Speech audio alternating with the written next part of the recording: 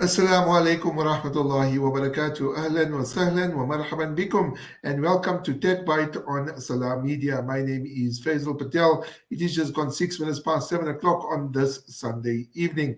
We take this opportunity to welcome all those that are watching us on the various Salam Media platforms. That's on Facebook, on Instagram, on Twitter, and also on YouTube. And if you have the free to air satellite decoders, no doubt you can listen to us as well. And it's very exciting because, as I mentioned, this is the tech show. There's so much to talk about, especially in the technology world, and it's so difficult to make this into just a bite-sized show. So I'm going to be sharing with you. If you haven't seen my tweet, we're going to be speaking about Google for Africa. I'm going to be speaking also about 3 smartphones that I compared, and I'm also going to be speaking about Tesla's new robot.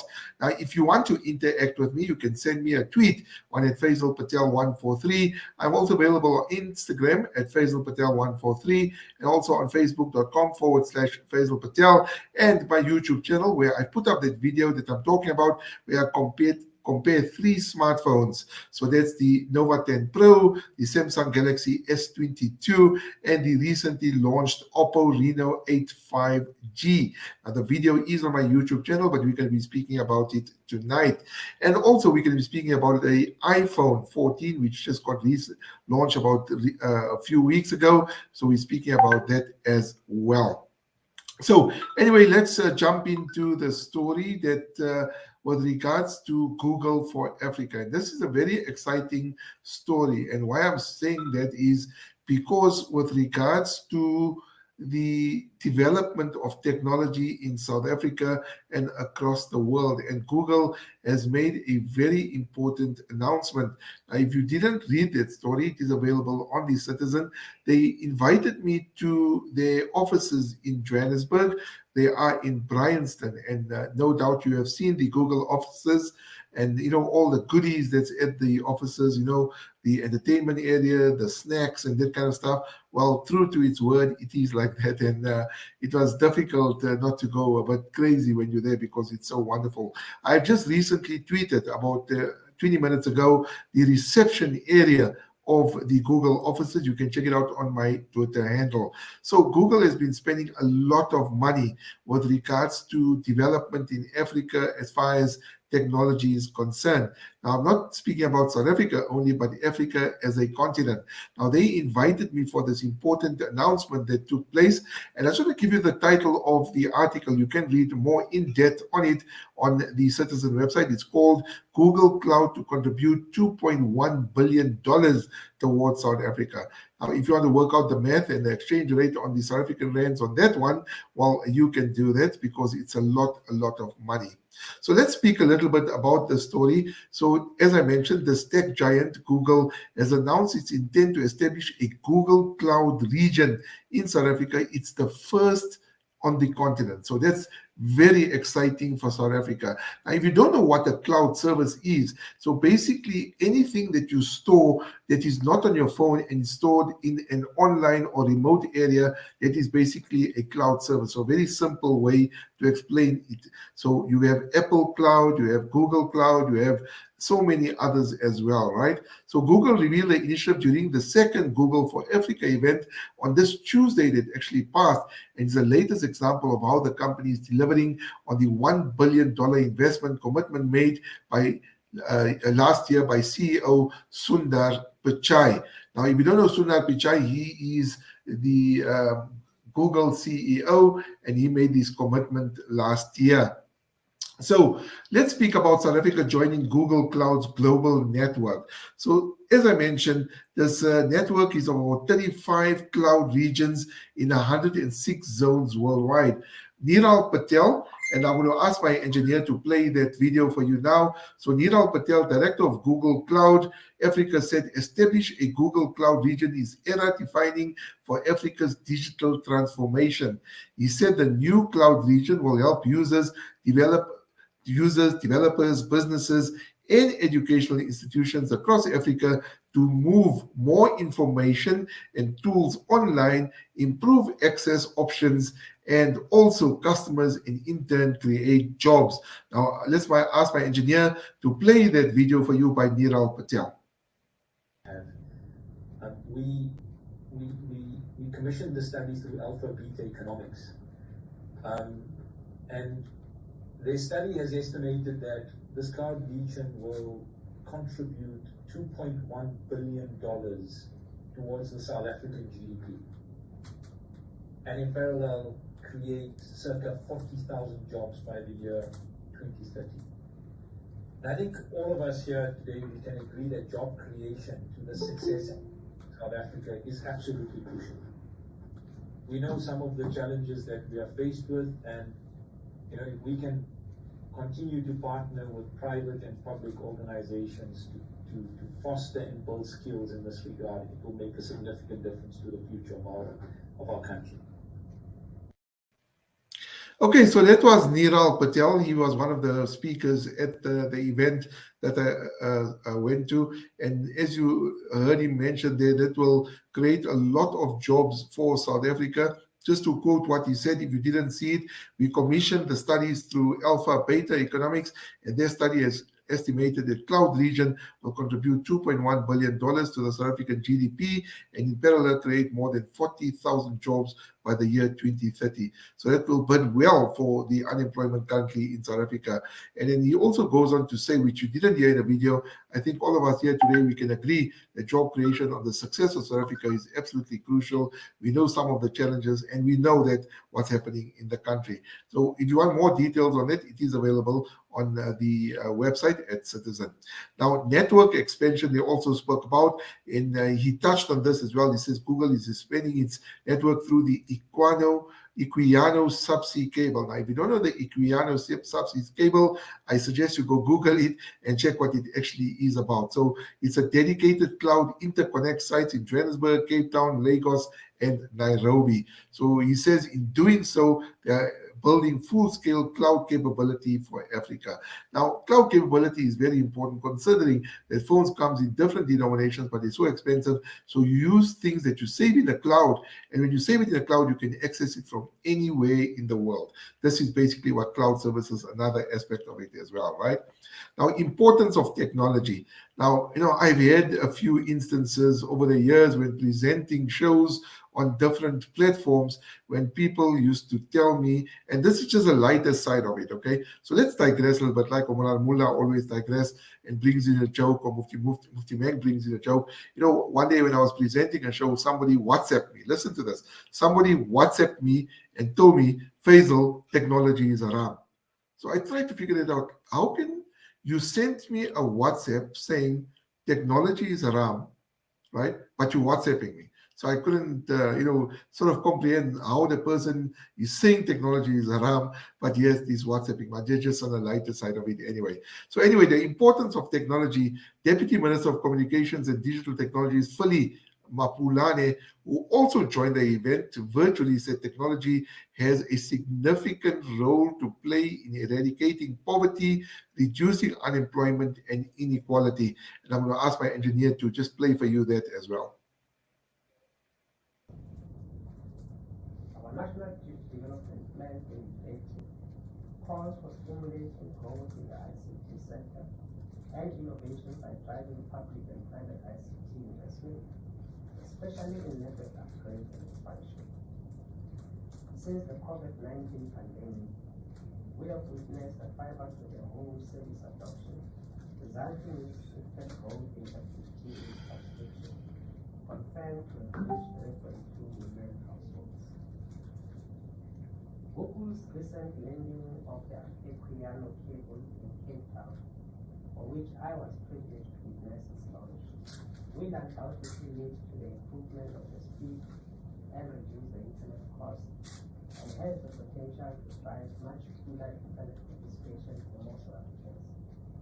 It is a fact that submarine cables contributed to a 6.1% growth in South Africa's GDP per capita in the years between 2009 and 2014. We are pleased to learn of the new Google Cloud region that will be opening in South Africa, the first Google Cloud region on the African continent. I am hopeful that this significant infrastructure investment will further boost our country's technological capabilities, enabling faster and more cost-effective decision-making and innovation. up to all of us to make this country better. Okay, so dear listeners and viewers, that's basically the Deputy Minister speaking about the Google Cloud Services and also the Equiano cable that actually got laid down in Cape Town from different African countries. So the one thing that we all grapple with in South Africa, and no doubt you at home as well, we all want faster internet, faster download speeds, and this is actually going to make a difference. Now, obviously, we will dedicate another show to which is the best service provider when it comes to faster internet.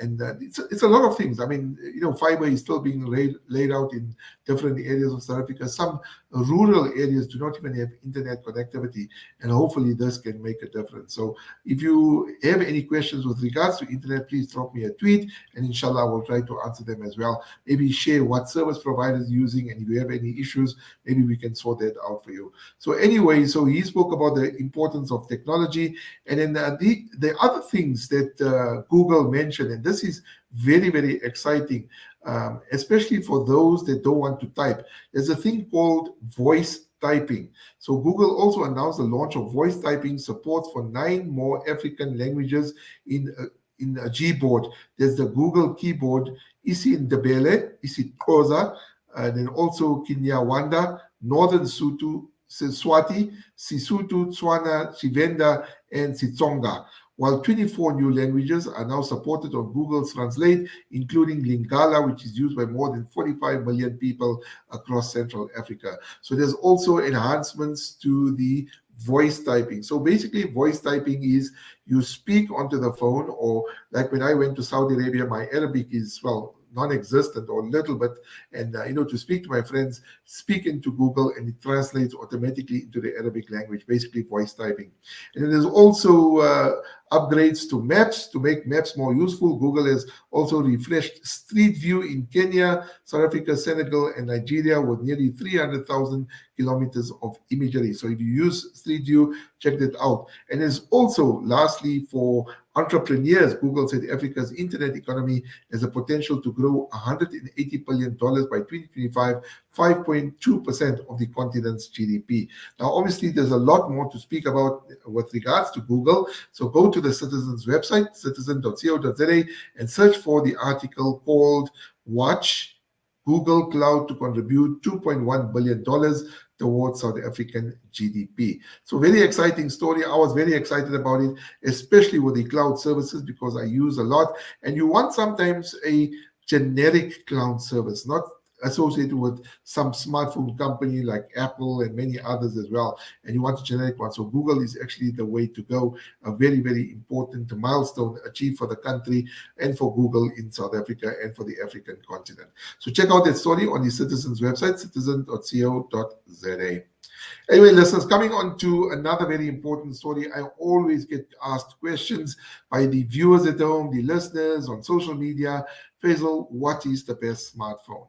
So I took some of the new smartphones that came out and compared them together, and I want to share some details with you. So my engineer throughout the story will show you the pictures of the phones, and he'll also show you. You can see it on your screen there. So I compared the Huawei Nova 10 Pro, which just got launched recently, the Samsung Galaxy S22, and the Oppo Reno 8 Pro. So the Oppo Reno 8 and the Huawei Nova are brand new phones that got launched just a few weeks ago. The Samsung Galaxy S22 earlier this year, it actually got launched, and you'll see the graphic just now in a few minutes when we show you the comparisons. Now, if you want to see the graphic in detail and you want to watch the video, you can go to my YouTube channel at Faizel Patel. I did a complete video what I'm speaking about, comparing these three phones, and hopefully, inshallah, it will give you an informed choice. So basically, we know that comparing flagship smartphones is no doubt an entertaining match-off. I mean, it's exciting.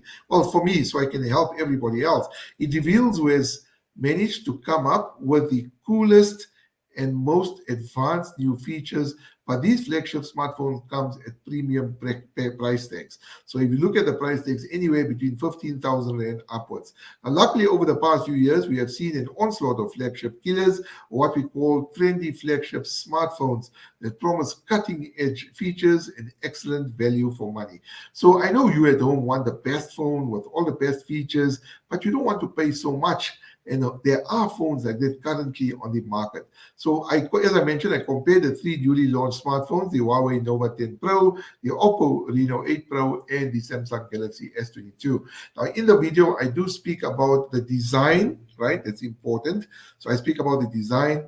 I speak about also the cameras, which a lot of us use.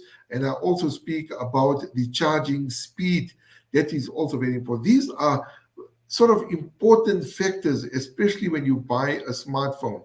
So don't just buy a phone for the sake of buying. Consider all these things. The design, is it nice? Does it fit easy in your hand? Is it comfortable? Can you type with one hand?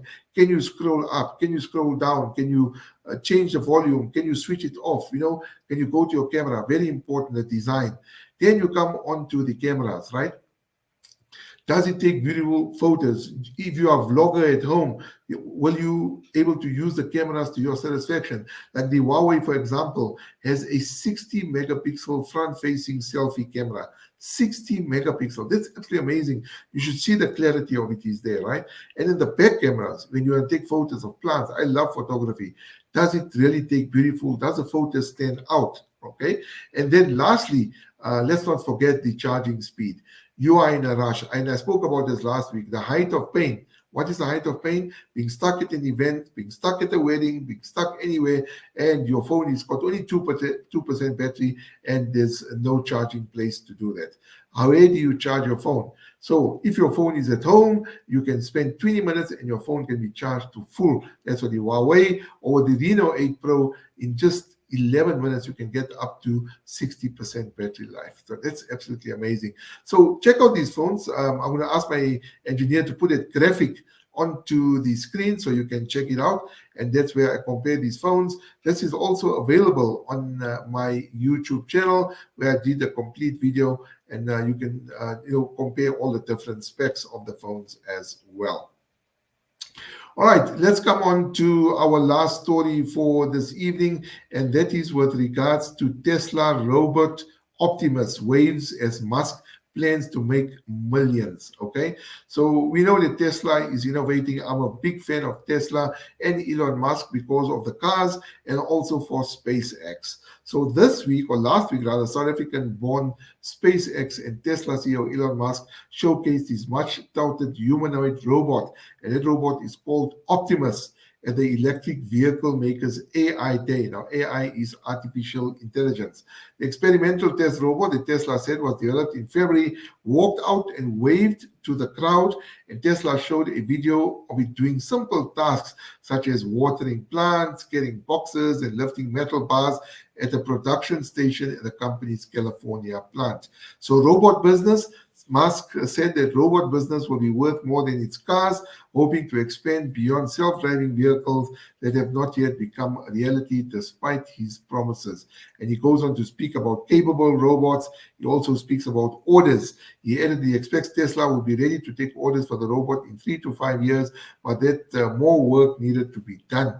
Tesla also discussed its long-delayed self-driving technology at the event. So let's speak about that's a robot that you see there. That's called Optimus, and you see Elon Musk with a mic in hand. Now let's speak a little bit about robots. I mean, imagine you got a robot at home. Obviously, it's going to be a lot of money, right? You got this robot at home. You can ask it to water the garden. You can ask it to clean the house. We already have robot vacuums. I've got one at home. I can map out my whole house's vacuuming or cleaning area on this robot, and it cleans absolutely nice, right? It can even mop up the floor. So imagine telling the robot, hey, go set the washing machine, take the clothing out, go hang the washing on the washing machine. I want to eat spaghetti today. I want to do this today, go water the garden, make sure the kids are ready for school, make for us breakfast. There's so much potential for it. But I know already some people are thinking, and sometimes we tend to get lazy. I must admit, sometimes I'm very lazy at home, so this robot will, help. But you're not going to ask the robot to make your salad and everything for you. That's not going to work on the lighter side. But just to speak about this, robots are becoming a reality. Artificial intelligence, right? That's what we're talking about, AI, because that's what it is, artificial intelligence. And you are getting robots. There are already cars at the moment that you can take your feet off the accelerator. You can even take your hands off the steering wheel because it senses. All these are controlled by robotics. So very exciting times that are ahead of us. Now, I'm coming on to something, and I know a lot of you are going to be laughing at home because a lot of people was laughing at home. In my hand here, dear viewers, listeners, you see is the new iPhone 14 Pro. Now, this is not the Max, it's the 14 Pro, and it's in the deep purple color. Now, I did write an opinion piece. This is the phone when I switch it on. Let me just do that. So you can see, so that is the phone. And I wrote an opinion piece for the Citizen a few weeks back, and I said why I'm not going to buy the new iPhone 14. And, it's got a lot of people that actually read the story because it was just too expensive, right? But now you're going to ask me, why did I buy it? So I'm going to just give you a little bit of a heads up because I am going to write an opinion piece on it, why I bought the iPhone 14. And if you work smart, right? When I'm saying you work smart, if you've got an old iPhone and if you work smart, you can get a brand new iPhone at the price where you can't even buy a non-iPhone. So that story is coming up hopefully soon, inshallah, and you can read it on the Citizen's website. But very exciting.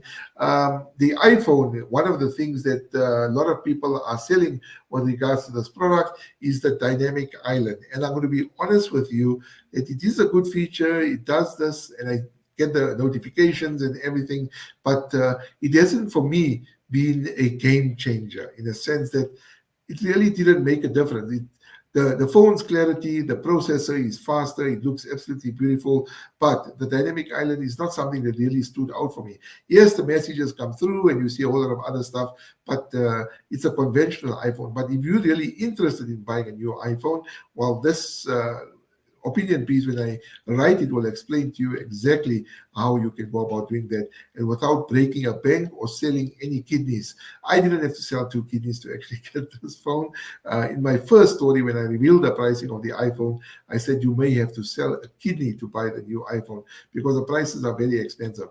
Now, I went to the iStore today just to get my iCare Plus. Now, iCare Plus is basically sort of not insurance, I want to say, but some protection that you have for your iPhone. So they offer you one screen repair and some repairs. Now, if you take an expensive phone, if you've got an expensive phone, make sure you take the aftercare service from these guys because you don't. Last thing you want to do is your screen to be cracked and that kind of stuff. So when I went to the iStore and they were telling me that stock of the iPhone 14 Pro is sold out throughout the country, and I got a very good friend, one dealer. He's from the iStore and he managed to track down one for me. No special favor. Just track down one for me, and I managed to get it, and not even in the conventional places.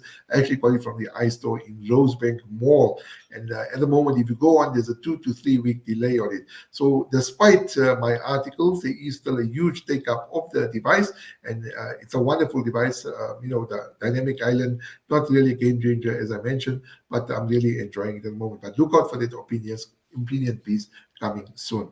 Anyway, dear listeners, that concludes the program for this evening. Jazakallah so much for choosing in. And remember that if you've got any questions, anything you want to ask me, you can tweet me on at Faizel Patel 143. Also, you can get me on Instagram at Faizel Patel 143. I'm also on YouTube, and that's where I compare those 3 phones that I was talking about: the Nova 10 Pro, the Samsung Galaxy S22, and the recently launched Oppo Reno 8 Pro 5G. Now, if you want to buy any of those phones, please check out this video, hit the subscribe button, and also like the video as well, and leave any comments that you want at the bottom. Inshallah, I can answer it as well. And then remember, if you missed this particular show, don't stress. It will be available on YouTube and also available on my website, which is faizelpatel.com, also known as Wired to Tech.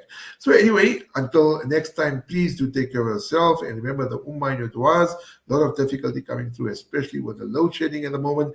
ESCOM reinstituted load shedding from 4 p.m. this afternoon until midnight, and this goes on until Wednesday. We make dua that Allah ease the country of load shedding and make it easy for us. Also remember the ummah and those that are ill in your duas, especially the marhumin that have passed away over the course of a long, long time. Our parents, our mothers, and that all the other marhumin as well. So Jazakallah again for tuning in.